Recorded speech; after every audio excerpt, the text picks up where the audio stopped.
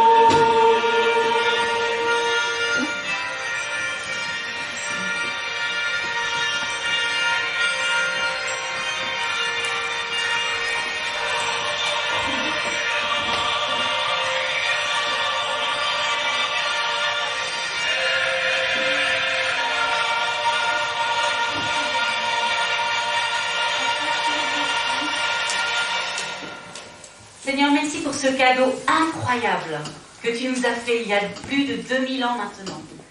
Merci parce que il y a tant de joie, il y a tant de bonheur dans ce bébé qui nous aura réconciliés avec toi. Merci pour cet amour infini que tu nous as donné. Et c'est bon de pouvoir encore cette année, pouvoir nous rappeler de cela. Seigneur, voilà, à toute la gloire maintenant, à tout l'honneur pour toi, et à l'image de ces anges qui chantent Gloria, eh bien nous voulons aussi nous chanter Gloria au plus haut des cieux. À toi toute la gloire. Amen. Amen. Je vous invite à prendre place. C'est bon d'être ensemble ce matin. C'est bon d'être ici. Je crois que ça doit être la première fois pour moi. D'habitude, je viens pendant les vacances, surtout l'été, mais je ne viens pas en décembre. Donc, c'est un plaisir pour moi de revenir ici, de voir les illuminations. C'est très beau aussi à Mazamet et à Castres aussi.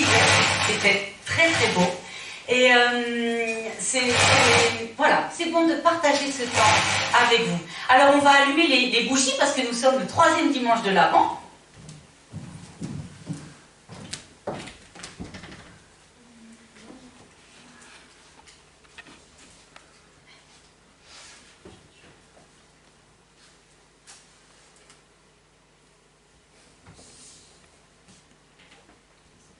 Jean-Paul disait tout à l'heure, il y a les adeptes du briquet, les adeptes des allumettes. Bon, ben, vous avez vu, je suis adepte des allumettes.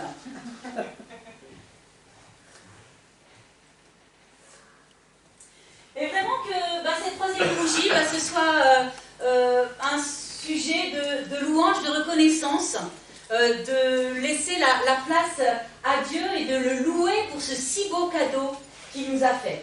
Et j'aimerais pouvoir lire avec vous quelques versets dans le psaume 148, les versets 1 à 5a.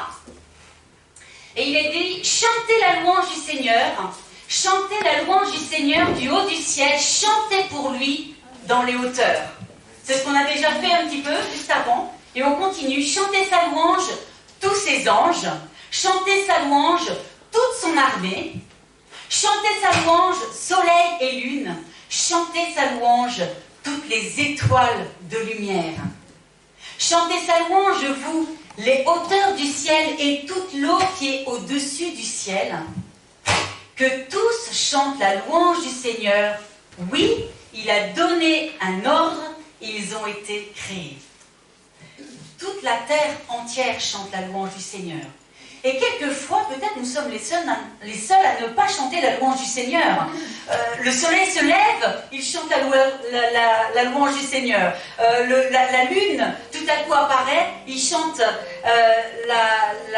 la louange du Seigneur. Et puis, des fois, nous, dans le quotidien de la vie, je crois qu'on oublie de chanter la louange du Seigneur. Alors, nous voulons nous en rappeler maintenant, encore plus, et vraiment, alors que nous sommes ici et que nous avons fait le choix de venir ici, eh bien, nous voulons louer le Seigneur. Alors, on peut nous lever ensemble et puis chanter et louer avec les anges ces chants de Noël que nous connaissons bien. Écoutez, le chant des anges vient d'éclater dans les airs. Joignons aussi nos louanges à leur sublime concert.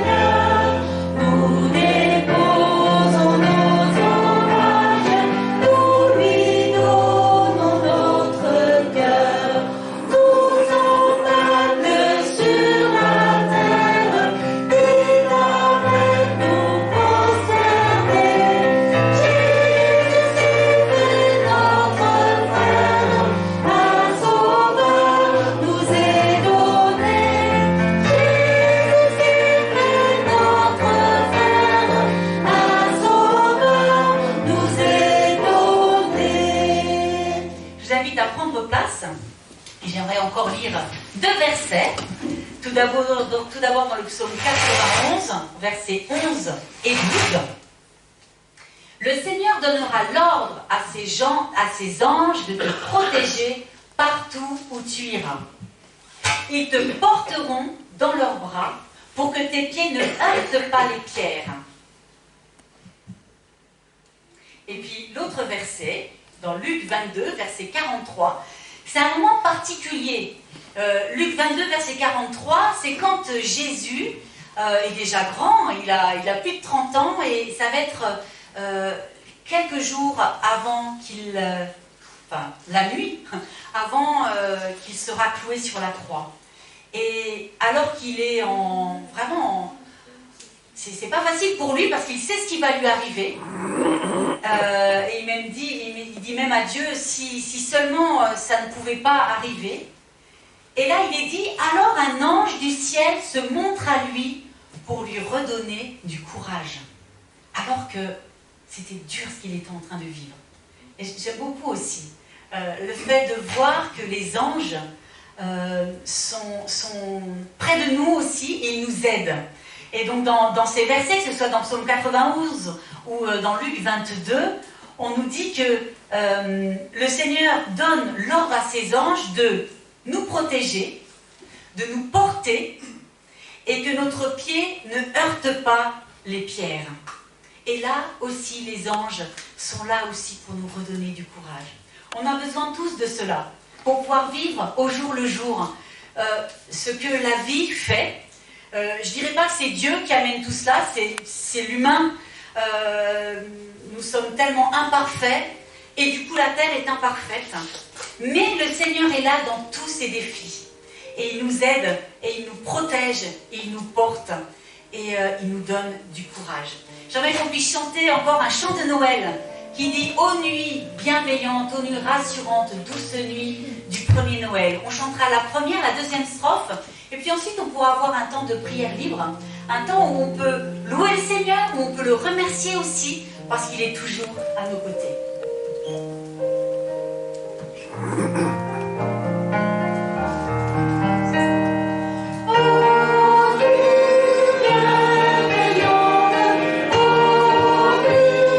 Rassurante,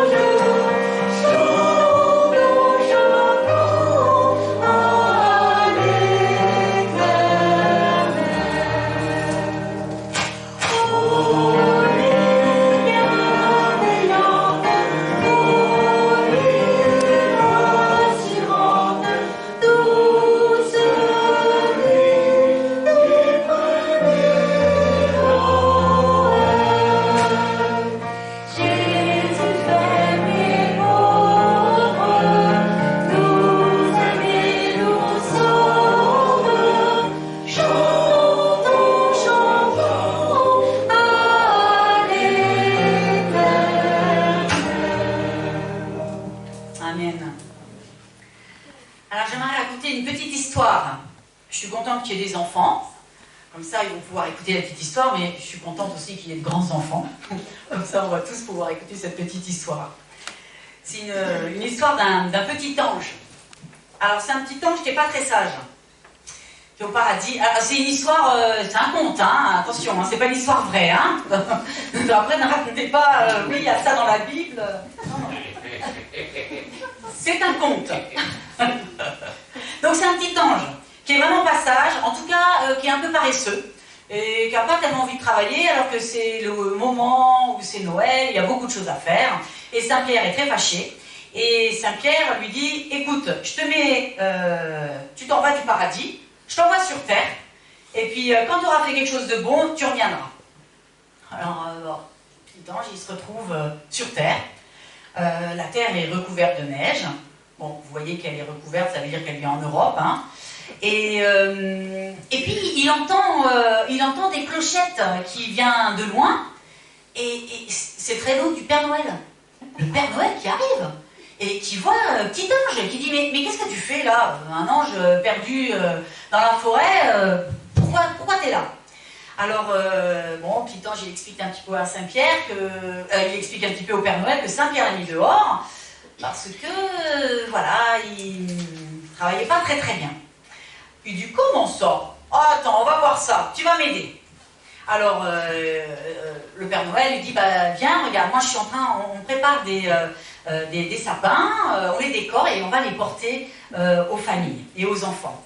Alors, ils travaillent ensemble, et puis à un moment où le Père Noël s'affaire avec son traîneau et les cadeaux et tout ça, eh bien, le petit ange, il voit un sapin, un petit sapin tout seul, il se dit, oh, je vais le faire tout seul, et puis comme ça, je pourrais le donner à une famille que je choisirai. Mais bon, il a un sapin, et puis il a rien dans ses poches, comment il va pouvoir décorer ça? Et là, il a une idée. Il a des étoiles qui sont sur sa robe. Alors, il enlève les étoiles, et puis il les met sur le sapin. Et puis il dit, oh, je dois pouvoir faire encore quelque chose. Et il pense à ses cheveux. Il a des cheveux d'or, des cheveux d'ange. Alors il coupe ses cheveux, et puis il met sur le sapin. Et alors le Père Noël qui revient dit, oh, mais il est magnifique ce sapin. Eh bien écoute, quand tu auras fini de m'aider à distribuer tous les cadeaux, les sapins, eh bien tu pourras choisir la famille à laquelle tu voudras déposer ce beau sapin. Alors il travaille toute la soirée du 24 avec le Père Noël pour déposer tout ce qui avait été préparé. Et puis voilà le moment où du coup, il va pouvoir choisir une famille. Et puis, il voit par la fenêtre, il voit dans la maison, il voit la maman avec les enfants qui font la vaisselle. Bon, c'est pas souvent ça, hein, les enfants qui aident les parents à faire la vaisselle. Il se dit, ah là, il y a une belle maison, je vais pouvoir déposer ce sapin. Et il rentre dans la maison et il dépose le sapin. Bon, voilà, il avait bien travaillé, je crois. Il pouvait enfin retourner au paradis pour voir Saint-Pierre. Alors imaginez, petit ange qui va à la porte voir Saint-Pierre, et Saint-Pierre qui ouvre et qui voit petit ange. Vous vous rappelez? Il avait plus d'étoiles, il avait ses cheveux tout coupés. Il dit, mais qu'est-ce que t'as encore fait? Et alors petit ange lui explique tout ça, tout ce qui s'est passé. Il dit, oh, magnifique. Bon, je vais demander à d'autres anges de recoudre des étoiles sur ta robe. Et puis pour les cheveux, il faudra attendre un petit peu. Ça repoussera. Voilà, une toute petite histoire, toute simple. Et vous avez vu, Sonia vous a laissé une étoile avec des cheveux d'ange. Alors, il y avait une petite consigne, mais j'ai vu que certains l'ont déjà mise sur eux. Mais je ne voulais pas forcément qu'on la mette tout de suite sur soi. Je vous explique pourquoi. Parce que peut-être, et c'était un peu pour ça, en sorte de témoignage, avons-nous déjà reçu des étoiles et des cheveux d'ange dans notre vie? Peut-être par un ange, peut-être par Dieu. Est-ce que nous avons reçu un cadeau? Est-ce que nous avons reçu des étoiles? Bien sûr, c'est imagé, hein? Mais qu'est-ce que nous avons reçu de Dieu?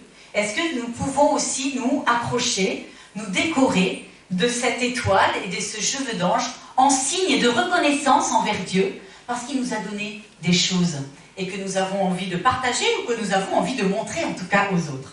Alors je vous propose qu'on puisse chanter encore un chant de Noël. Et après la première strophe, eh bien déjà vous pouvez sans rien dire, hein, accrocher votre petite étoile si vous avez vraiment ce sentiment que le Seigneur vous offre des choses. Si vous n'avez pas d'étoile, Sonia est là. Merci Sonia. Voilà, parce que comme on est rentré des fois un petit peu trop tôt, voilà. Donc n'hésitez pas à reprendre une étoile si vous n'en avez pas. Et donc, si vous désirez vraiment en signe de reconnaissance, vous pouvez accrocher cette étoile. Et après cette strophe, eh bien, il y aura peut-être la liberté, si quelqu'un a envie de partager quelque chose que le Seigneur vous a donné.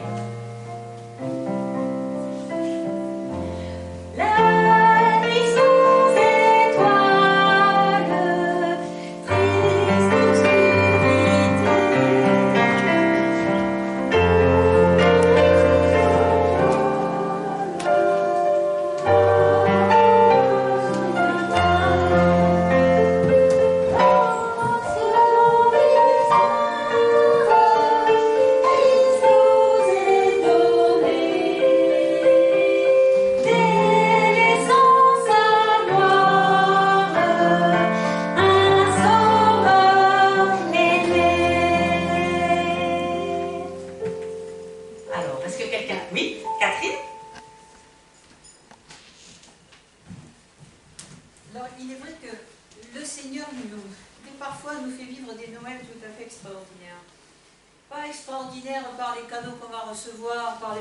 Qu'on va voir, mais parce qu'il nous envoie.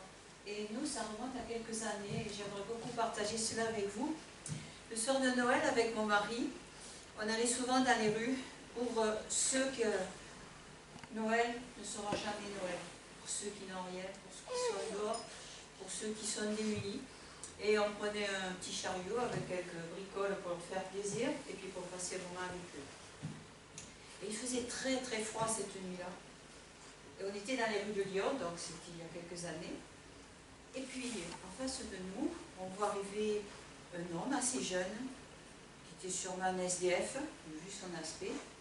Puis nous, on était encapuchonnés avec les gants, avec tout ce qu'on voulait. Et cet homme encore jeune s'est approché. Il m'a regardé. Et puis, il a fait un geste vers moi. Il a soulevé mon bonnet comme ça, pour voir mes yeux. Parce qu'on ne les voyait presque plus. Et il a pris mes mains dans les siennes.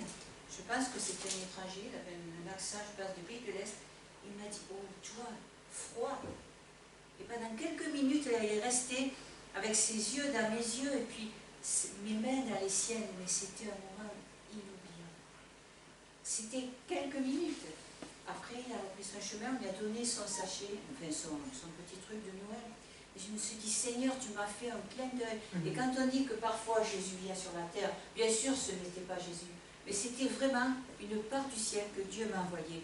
Et je dis, merci Seigneur de m'avoir permis de vivre un si beau Noël cette année-là. Que son nom soit béni. Merci, merci Catherine. La nuit étoilée.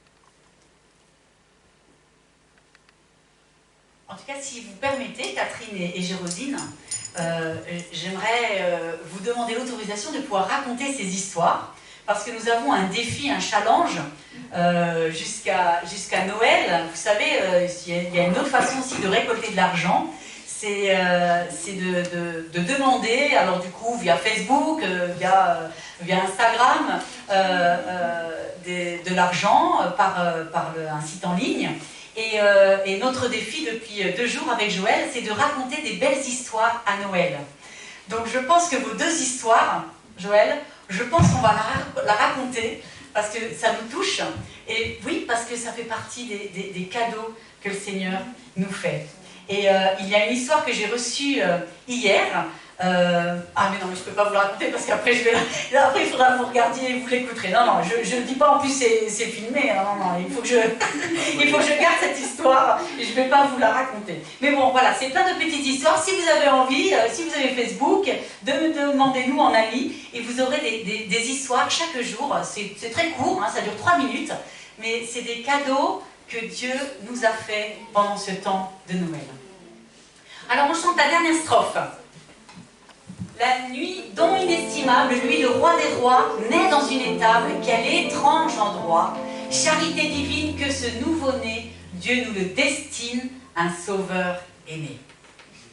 Don inestimable, lui le roi des rois, naît dans une étable, quel étrange endroit. Charité divine que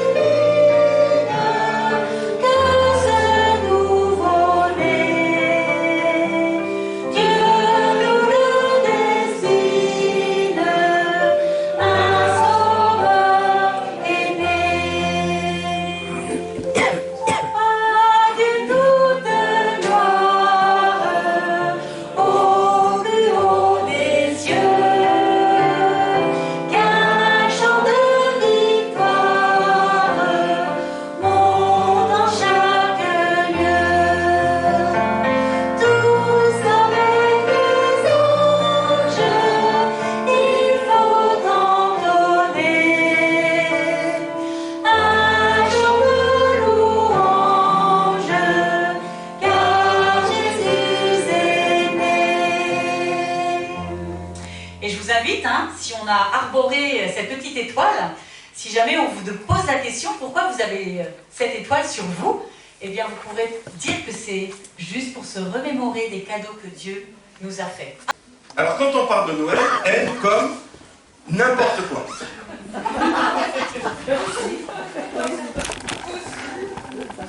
Elle comme n'importe quoi. En réalité, quand on regarde cette histoire, c'est n'importe quoi.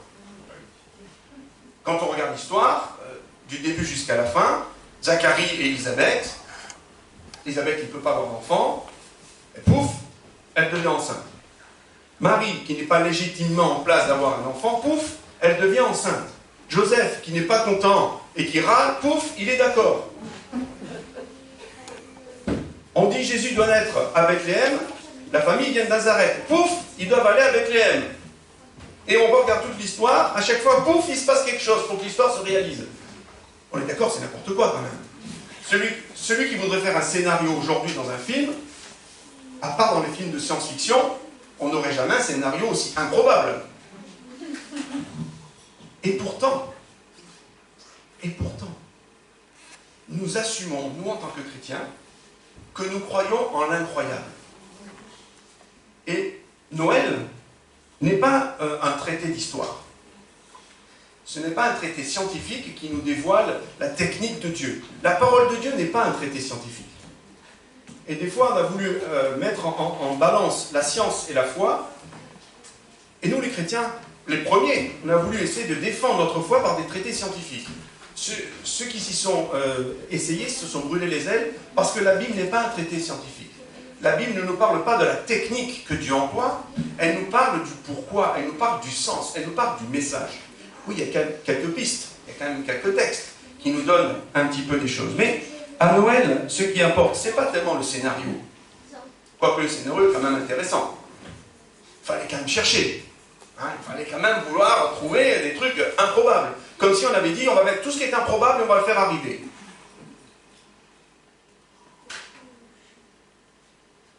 Les chrétiens croient en une histoire de fou. Et je crois que ça c'est important pour nous de dire, à Noël, voilà ce qu'on veut fêter. C'est quelque chose qui paraît, aux yeux des hommes, impossible. Mais nous croyons que Dieu l'a rendu possible. peu importe si c'était le vendredi ou le samedi soir, peu importe le jour s'il neigeait ou pas, comment les bergers pouvaient tenir avec des moutons sous la neige, toutes ces questions, c'est pas important. Laissons ça à ceux qui veulent perdre du temps. Qu'est-ce que le Seigneur veut nous dire au travers de cette histoire? Voilà le sens. Il veut nous dire, je vous aime tellement que je suis prêt à tout pour vous le montrer. Nous croyons que tout est possible. Il y a des tas de choses que l'on croit sans y faire attention, que le monde croit sans y faire attention. Tout le monde est persuadé que le soleil va de nouveau arriver demain matin, que le vent souffle. Et l'histoire de Noël n'est pas là pour nous parler de cette technique, mais de ce message incroyable. Luc 1, verset 30.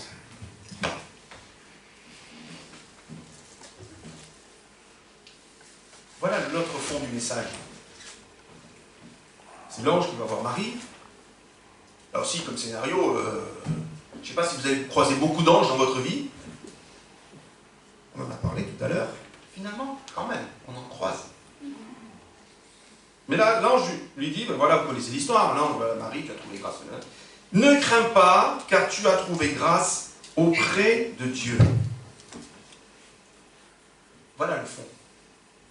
Noël. Il dit à l'humanité, à sa créature, tu as trouvé grâce à mes yeux. Voilà, je viens. Et en particulier à sa messagère, Marie. Et là, l'histoire même de cette rencontre entre l'ange et Marie pourrait faire des heures de discussion.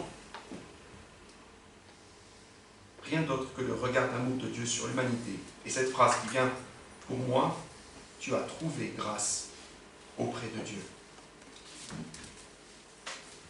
Deuxième lettre, après le L, le O. Le O comme Offrir. offrir. Encore. Orient. Oublie. L'Orient. Alors je vous laisse chercher. On va lire le verset 1 dans le chapitre 5 du livre de Michée, du prophète Michée. Et toi, Bethléem Ephrata, qui est petite parmi les villes de Juda, de toi sortira pour moi celui qui dominera sur Israël et dont l'origine remonte loin dans le passé, à l'éternité. O comme Origine. Origine. origine, pas du tout. Comme out. Évidemment. Vous imaginez bien. Alors pour ceux qui ne... Obéir, ça aurait pu, hein. Pour ceux qui ne parlent pas l'anglais, out, ça veut dire sortir. Sortir dehors. Et quand quelqu'un dit out, dehors. Ouais. Et on entend dans ce verset, de toi sortira. Pour moi, pertinemment, quand on regarde l'histoire de Noël, un des points communs des protagonistes dans cette histoire de Noël, est le fait qu'ils ont chacun dû, à un moment donné de leur histoire, sortir de leurs habitudes, sortir de leurs croyances, sortir de leur conception des choses, sortir de leur confort, et ils ont dû sortir d'eux-mêmes et accepter de changer. Marie, comme je disais, on pourrait parler des heures. Une jeune ado qui reçoit la visite d'un ange et qui lui dit « Maintenant, tu es enceinte ». Le texte nous dit que Marie a répondu « Qu'il te soit fait selon ta volonté ». Heureusement, je n'étais pas marié. Parce que moi, l'ange, je l'aurais dit « Out ». Il y a peu de chances que j'aurais dit « Oh, ouais, c'est génial, super ». Surtout, tu as trouvé grâce aux yeux de Dieu, tu vas devenir enceinte. Alors, on a entendu le miracle tout à l'heure de Jérosine, on n'est pas dans la même situation. Joseph. Super Joseph, c'est génial, tu vas avoir une femme, elle est déjà enceinte. Et en plus, c'est pas normal. Il vient de Dieu. Super. Est-ce qu'on imagine à un moment donné, et vous savez que Joseph, il a un peu, il était très un gentleman, il voulait faire ça très discrètement pour pas que ça retombe sur la renommée de Marie, il a voulu faire ça discrètement, faire les choses bien, mais quand même, ça lui pesait. Le Seigneur il dit, oh calme-toi, j'ai tout entre les mains, t'inquiète pas, ça va bien se passer. Heureusement qu'ils ont dû partir avec elle. Je pense que dans le village, ça aurait été un peu compliqué. mais il a dû aussi lui-même sortir de sa conception, de son plan. Vous savez, on a tous des plans pour notre vie, on sait pas forcément ce qu'on va faire vendredi prochain, mais on sait, voilà les choses qu'on aimerait faire. Les bergers sont tranquillement en train de garder les moutons, tout va bien, puis d'un coup, il y a une chorale de millions de personnes qui sont en train de chanter au-dessus de leur tête.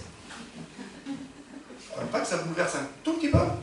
Il y en a qui ont rencontré l'armée du salut en train de jouer quelques notes de musique à la marmite. Eux, ils ont rencontré la multitude, nous dit le texte, hein, la multitude.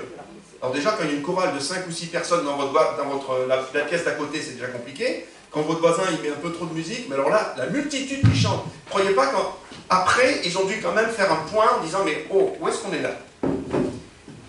On entend un message, on est obligé de lâcher notre truc, de lâcher ce qu'on est en train de faire, notre conception des choses, voilà, tout le monde nous a oubliés, et d'aller se mettre en route et d'aller rencontrer un bébé emmailloté. Est-ce que ça ne pose pas des questions? Et etc., etc. Les mages, ces fameux mages qui traversent la moitié de cette partie du monde avec l'idée qu'ils vont aller adorer un roi qui n'est pas le leur, dans une religion qui n'est pas la leur, qui vient d'un Dieu qui n'est pas le leur.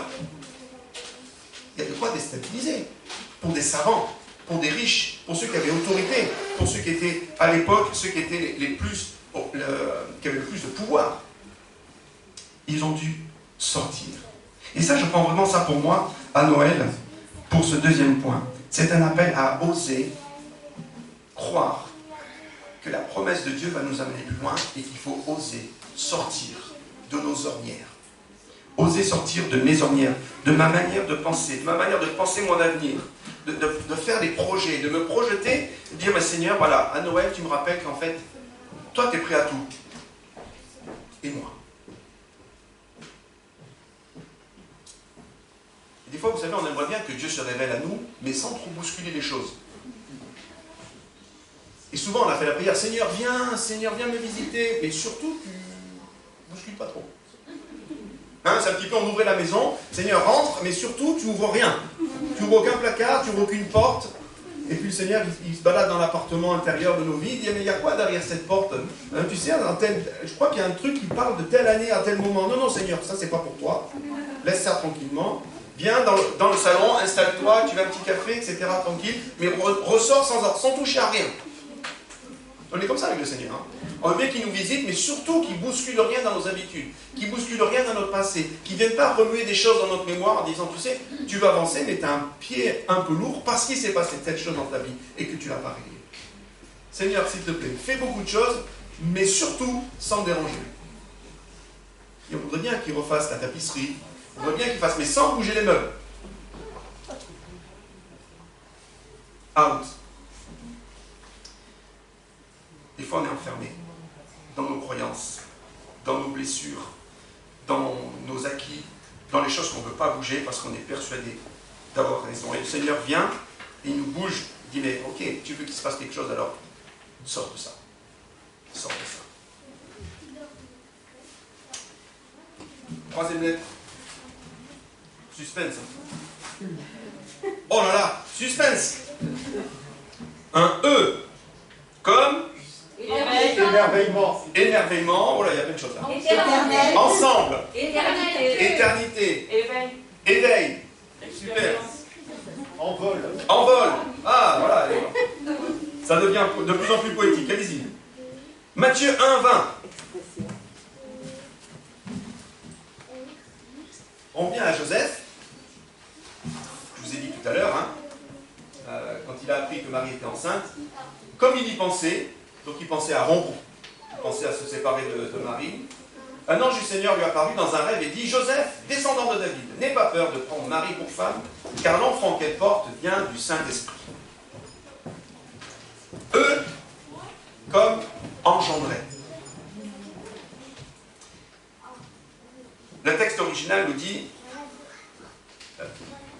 l'enfant qu'elle a conçu vient de cet esprit, en original c'est ce qui a été engendré en elle vient du Saint-Esprit. Ce qui a été engendré en elle. Et vous voyez une différence entre Marie a conçu et le Saint-Esprit a engendré en elle. Et ça c'est vraiment le sens de Noël pour moi aussi. la réalité que le Saint-Esprit veut engendrer en nous. Ce soir-là, il a engendré le salut qui allait se dérouler selon son plan. Et pour moi, c'est vraiment quelque chose de fort de me rappeler qu'à Noël, le Saint-Esprit veut pas seulement que j'assiste à cette fête, pas seulement que j'observe cette fête. Je ne sais pas si vous avez des crèches chez vous. Il n'est pas seulement là pour qu'on se rappelle de ce moment magnifique de la naissance du petit bébé. Pour les mamans qui ont accouché, vous savez que la naissance d'un bébé, c'est pas aussi magnifique et aussi beau et aussi coloré que ce qu'on voit dans la crèche, avec le petit bébé déjà tout joufflu, avec les joues petites roses, et puis la maman déjà dans la contemplation, etc. Vous savez que c'est tout petit peu, voilà, un petit peu surfait, ça, hein, mais et là, ça nous fait rappeler cette histoire. Et quand je regarde cette scène, le Seigneur me dit, mais ne regarde pas la scène, vis la scène. Je suis en train d'engendrer quelque chose en toi. Est-ce que tu es prêt à vivre ce que je suis en train d'engendrer en toi, ce que je suis en train de bouleverser en toi? On a dit de sortir, là, ce qui veut engendrer en moi, faire naître en moi. Je ne suis pas juste appelé à être un croyant, je suis appelé à être un enfant de Dieu, disciple de Christ. Et je ne suis pas seulement croyant parce que je suis né dans une famille chrétienne, je suis croyant, disciple du Christ, enfant de Dieu, parce que je fais le choix de laisser le Seigneur engendrer en moi une nouvelle vie. Je dis souvent, vivre dans une piscine ne fait pas de nous un poisson. Vivre dans l'église ne fait pas de nous un chrétien. Être né dans une famille chrétienne ne fait pas de nous un chrétien. Il y a un vrai choix de laisser le Seigneur engendrer en nous cette vie nouvelle. Dernier mot. C'est très difficile à prendre. J'imagine.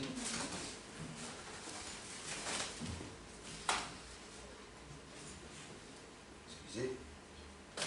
J'ai appuyé là où il ne fallait pas. Elle. C'est à mon sens, oui. C'est ça. Comme. Liberté. Ah, pas mal. Louange. Lointain. Léonie. Pas mal. Large. On va priver. Pensez à Noël. Libre. Ah, c'est pas mal. Avec le net. Elle, les graisses. Love. Ah, c'est pas mal. C'est pas mal. Ça vient, ça vient. Peut mieux faire, mais ça vient. Loin. Ah, Lumière. Lointain. Ah, lumière, oui.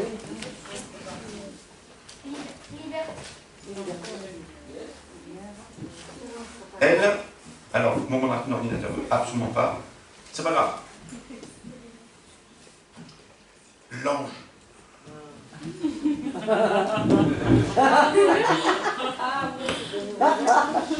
L'ange. Ce qui est curieux, c'est que Dieu a choisi de réaliser son plan en s'adressant, enfin, je sais pas, vous avez un bébé et vous voulez le confier à quelqu'un. Moi, mon réflexe, ce serait d'abord d'éplucher le CV de la personne. D'accord? Tu viens garder mon bébé, on va... Attends, tu t'assieds 2 secondes, tu me dis qui tu es. D'accord? Tu as de l'expérience, tu sais pas faire, tu sais faire, etc. C'est quoi tes recommandations? Tu as travaillé chez qui avant, etc., etc. Et après, peut-être, je te laisserai avec mon fils ou ma fille, et on verra après, peut-être, je te laisserai seul avec lui un jour. Ça, c'est mon réflexe de père. Là, le plan de Dieu, il est génial. Il s'adresse à la personne qui n'a jamais eu de bébé, pas d'expérience, ado, qui ne sait pas faire, qui en plus, son mari, il est un peu voilà, il n'est pas super chaud de l'histoire. Il est en plus dans un endroit où, bien sûr, il n'y a pas de place pour elle. Ben voilà, c'est génial. Moi, je trouve le plan, quand même, d'avance, il est quand même bien. Heureusement, je ne suis pas Dieu. Mais quand même, là, on se dit, mais il confie le sort de l'humanité, il confie son plan à une jeune fille sans expérience, dans un endroit où elle ne connaît personne. Elle est à Bethléem. Enfin, c'est la famille issue de David, mais elle vient de Nazareth. Dans un endroit qu'elle ne connaît pas. Et alors, moi, ce qui me bouleverse toujours, c'est que depuis des siècles, l'histoire est prête. Depuis des siècles, Dieu a préparé l'humanité en disant « Je vais vous envoyer, je vais vous envoyer, je vais vous envoyer ». La chorale a répété, puisqu'ils ont chanté auprès des bergers. Les prophéties se sont déroulées. Tout est prêt depuis des siècles, sauf une chose, c'est l'endroit où il va accoucher, où elle va accoucher. Ils arrivent, il n'y a pas de place. On est quand même dans une histoire qui est un peu déstabilisante. Et Dieu confie à Marie et Joseph le sort de l'humanité en confiant ce bébé. Moi, je vois quelque chose d'extraordinaire. Le bébé, il n'y a rien de plus fragile. Vous avez vu le texte? Ésaïe 7,14. Le Seigneur lui-même vous donnera un signe.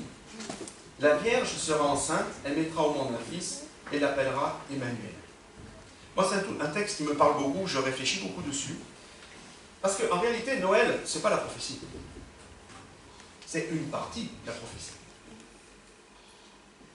Ce que Jésus va faire, ce n'est pas Noël qui l'a accompli. C'est à Pâques. Et entre Noël et Pâques, il s'est passé une trentaine d'années, un peu plus de 30 ans. Noël, c'est que le signe que la prophétie va arriver. C'est juste le petit clin d'œil. Vous savez, c'est quand quelqu'un vient vous voir, qui vous dit par SMS, je suis parti. J'arrive dans 30 minutes. Le repas que vous avez passé ensemble, c'est pas encore là. Il vous dit, j'arrive dans 30 minutes. Là, le SMS, c'est j'arrive dans 30 ans. Quand on regarde l'histoire, en quelques pages, on tourne les chapitres. Jésus est né, Jésus est mort, il est ressuscité. Il s'est passé quand même près de 33 ans. La prophétie ne s'est pas réalisée tout de suite, du salut du monde. Mais là, à ce moment-là, Dieu confie à Marie et à Joseph ce petit bébé. Vous savez, pour nous, c'est exactement la même chose. Quand le Seigneur nous confie quelque chose, quand il fait naître en nous, on l'a dit tout à l'heure, engendrer, quand il fait naître en nous quelque chose, une promesse, quand il fait naître en nous cette nouvelle naissance, la responsabilité qu'on en a, c'est d'en prendre soin. Marie a dû prendre soin de ce bébé. Et je parlais de l'ange parce que on voit souvent ce petit bébé comme ça, emmailloté dans la crèche, souriant, rayonnant, avec Marie toute reposée et Joseph debout avec son bâton, bien sûr de lui, etc. On oublie toutes les nuits où Jésus a pleuré. On oublie tous les temps où Marie a dû changer les langes. On oublie tous les moments où Jésus est tombé, s'est fait mal aux genoux, qu'il a pleuré. Et tous les moments où il s'est disputé avec ses copains. On oublie tous ces moments-là qui ont fait qu'à un moment donné, Marie et Joseph auraient très bien pu dire la promesse, c'est pas top la promesse quand même. Hein. Et on sait, nous, le chemin, parce que c'est facile en quelques pages, mais sur le moment de vivre cette promesse, quel prix ça a coûté à Marie et Joseph? Et pour nous, quand le Seigneur se révèle à nous, dans la prière, dans le recueillement, quand il se révèle à nous dans un plan, dans une promesse, la responsabilité que nous avons, c'est de prendre soin de cette promesse, prendre soin de cet appel. Quel que soit le niveau de notre vie spirituelle ou de notre chemin avec lui. Ce que le Seigneur veut faire en nous commence déjà par un premier signe. Et c'est à nous d'en prendre soin. Et il a fallu prendre soin de ce petit Jésus, qui est devenu grand, et qui, par la parole nous le dit, déjà à 12 ans, il avait cette autorité. Et cette phrase qu'il envoie comme un ado, quand Joseph et Marie lui disent « Mais qu'est-ce que tu fais? Tu ne nous suis pas ?» Il dit « Moi, je m'occupe des affaires de mon père. » Nous, c'est facile, on dit « Oh, c'est Jésus, mais vous croyez que c'est facile pour Joseph d'entendre ça ?» Il ne voulait pas dire « Seigneur, c'est gentil ta promesse, mais c'est un peu lourd, là. » Et des fois, comme ça, le Seigneur nous a dit quelque chose, on en prend soin, et puis de moment, ça vient nous percuter, parce que la réalité prend plus de temps que dans les livres. Et de dire, Seigneur, tu m'avais dit ça, tu m'avais promis telle chose, ou j'avais compris ça de toi, j'avais compris que tu m'appelais, j'avais compris que tu voulais faire ça en moi. Ah, c'est un peu lourd des fois. Le Seigneur nous dit, prends soin de cette promesse. Prends soin de ta vie spirituelle, prends soin de ta vie de prière, prends soin de ta lecture de la parole. Fais le point régulièrement et entretiens cette promesse au regard de ma parole, au regard de la prière. Noël, c'est vraiment n'importe quoi. Et on l'assume. Parce que Noël nous met en marche pour aller sortir de nous-mêmes. Parce qu'il veut engendrer en nous quelque chose. Et nous devons en prendre soin. Que le Seigneur vous bénisse dans ce temps de Noël. J'aimerais qu'on puisse chanter ensemble le chant « Il dort dans la crèche ».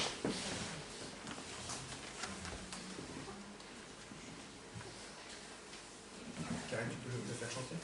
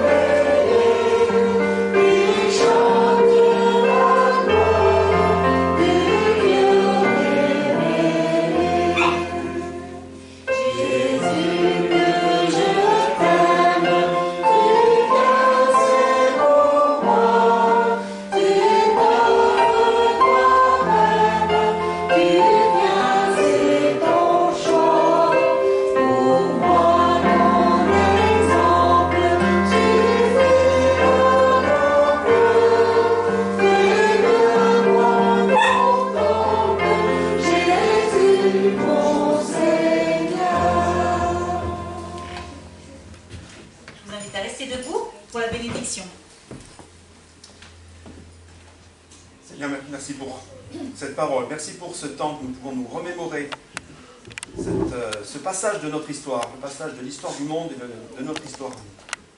Accompagne-nous maintenant dans nos demeures, dans nos programmes, dans nos habitudes, dans ce qui est prévu, dans ce qui est imprévu.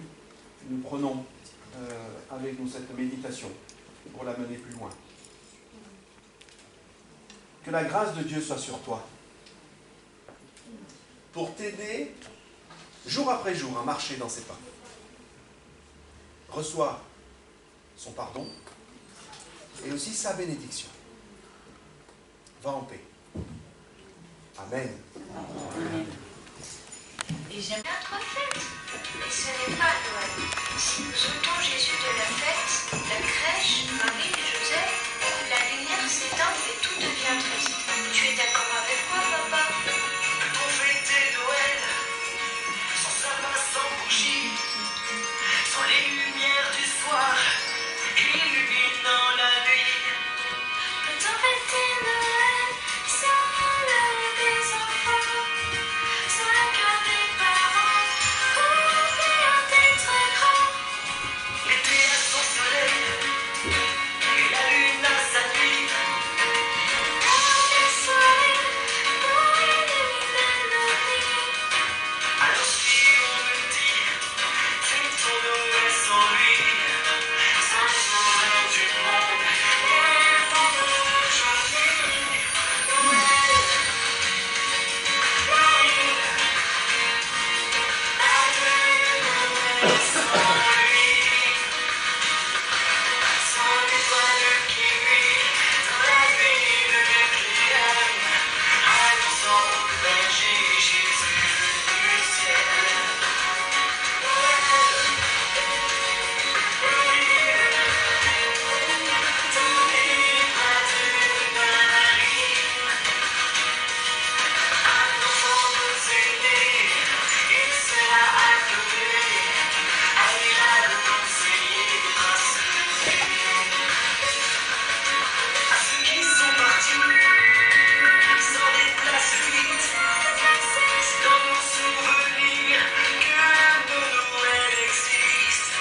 Celui qui donne la vie, l'espoir s'active. Nous annonce la Noël dans l'éternelle vie. C'est une nouvelle vie, les crèches sont parties, les du village, on prépare les nuits, avec tous ces enfants, et puis là aujourd'hui.